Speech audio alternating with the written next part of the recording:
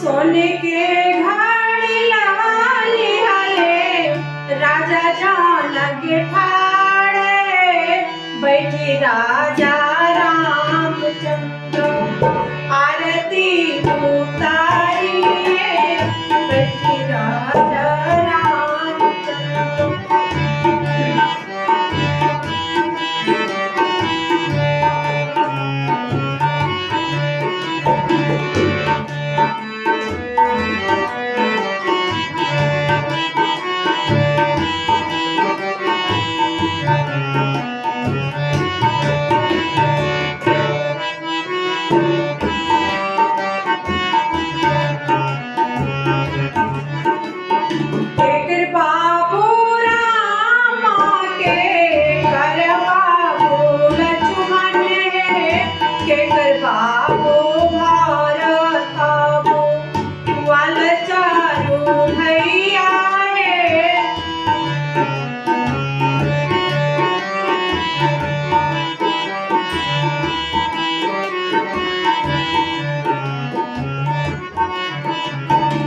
कौशल्या के रामा सुमित्रा के लक्ष्मण के कही के भरत वाल चारु भैया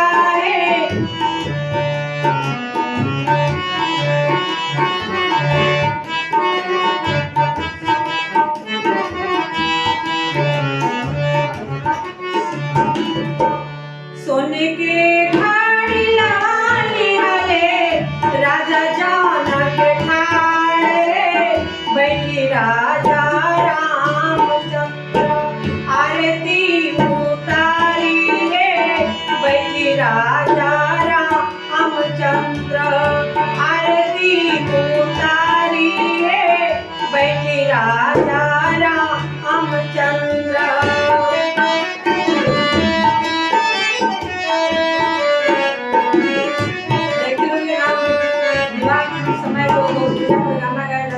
गाना है, आप लोग को बढ़िया लगे तो लाइक सब्सक्राइब शेयर करी लोगी।